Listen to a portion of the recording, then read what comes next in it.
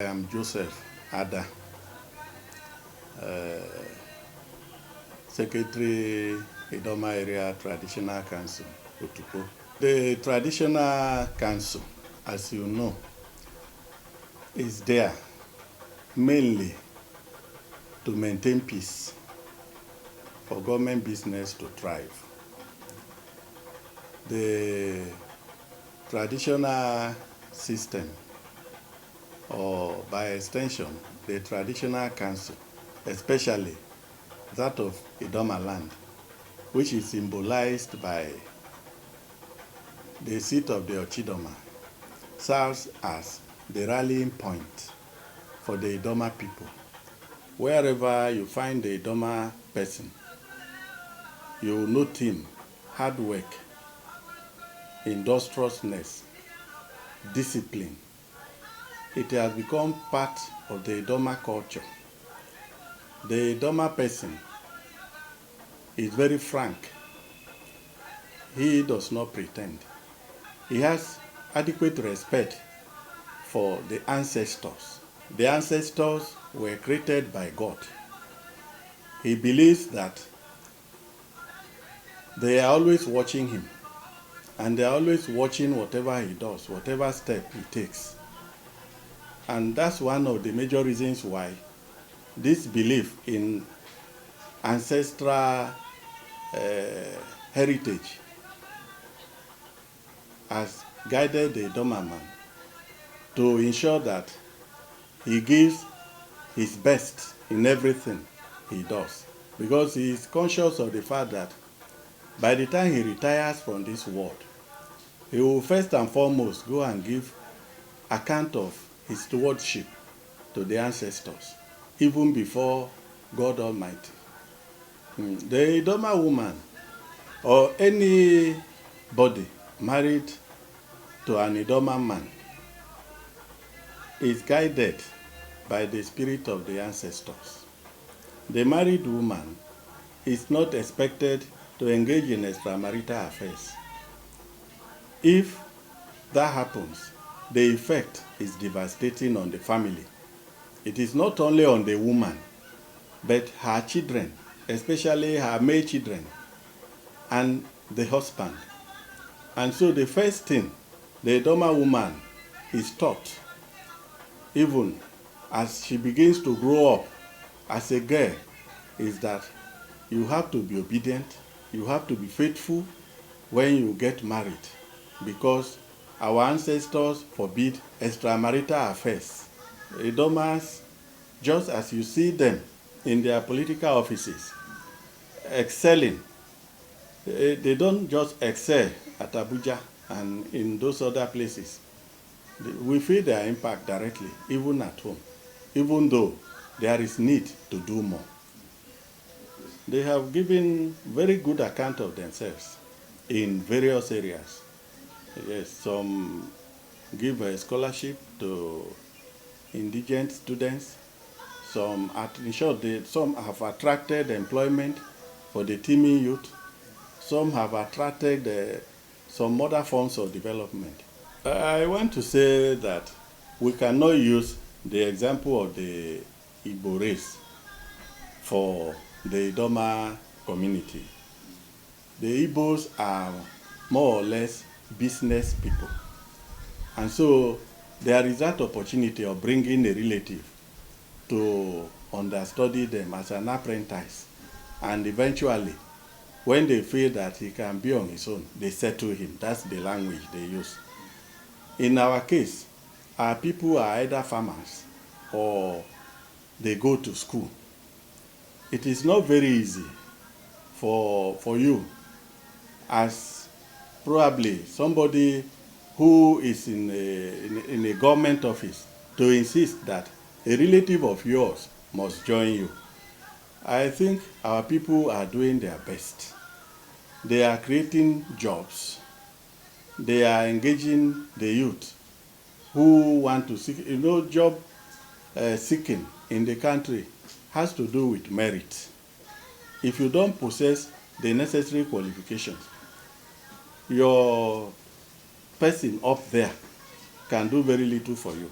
That is not to say that we are not lagging behind in that area. In some cases, you discover that when an Idoma man finds himself or herself in a good place, if you go there and you speak the Idoma language, the person will shun you and will sometimes say, I don't understand that language. Quite unlike people from other tribes that would like to hear their language being spoken. They would like to invite the person quickly inside and say, this is my brother, this is my sister.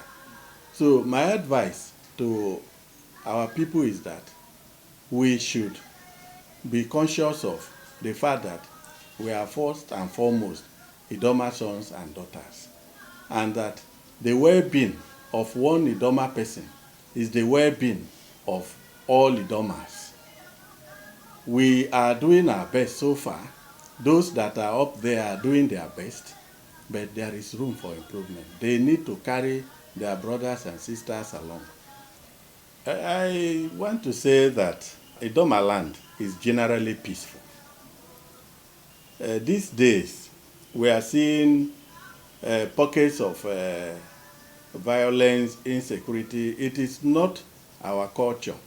The ordinary Idoma person is tolerant, is peace-loving. I think it is the influence of probably what some of our boys are watching on the movies or what they are gaining from some of our neighbors. We are beginning to have pockets of violence occasioned by this issue of courtesan, even issue of armed robbery. They are actually strange in our culture. But I think the advice I would like to give is there is every need to engage the youth in useful ventures. A situation where we will find many of them idling about does not go well for security. It is not that our people develop the outside and they don't like coming home to develop their places. It depends on the way the individual Idoma person looks at life. In some part of Idoma land, if you don't have your own house in your home, when you die, nobody will accept you into their homes. They will make a makeshift building, with bamboos and leaves, and then keep your corpse there until you are buried.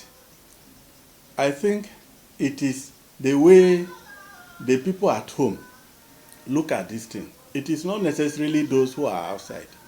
They should be able to tell their people that are outside that you must have a house in your village. That is not being done right now, and that is why some of them indulge in that kind of practice. It is very proper for you to come home and develop your place first and foremost. Ascribing the refusal to do that to witchcrafts and the rest is an unfounded issue. Nobody will bewitch you if you come home with your money and you are building a place for yourself and for your people.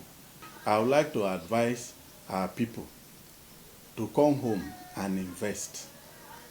We have prominent Idomas who have been blessed by God. As I started, Idomas are highly industrious, they are disciplined.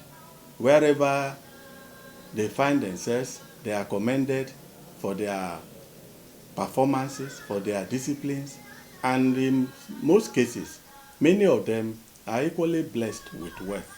And we at home are not feeling the impact of their wealth to the level that we can actually say is appreciable. So my appeal to our sons and daughters is that they should come home and invest at home. Idoma land is an agrarian community.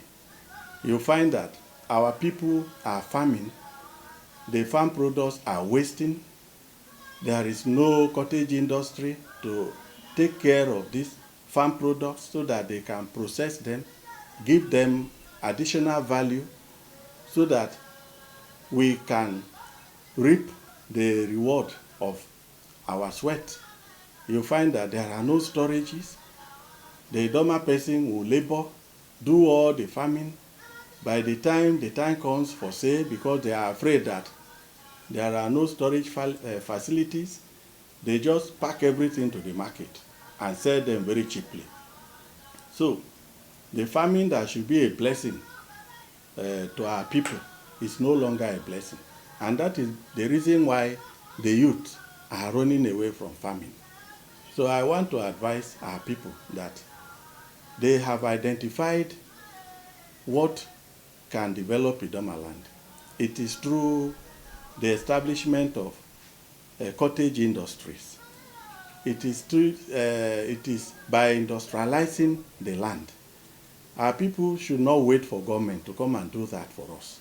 We should be able to come home and invest in the community so that we can create jobs for the teeming youth. This again will address the issue of insecurity. As I stated earlier, where the youth are idling away, they have nothing to do. You cannot stop them from engaging in criminal issues. So I want to appeal to our people who are blessed, who are gifted, to come home and invest in the land. I need just one click from you. Thank you and God bless you. As you click on the YouTube subscribe button,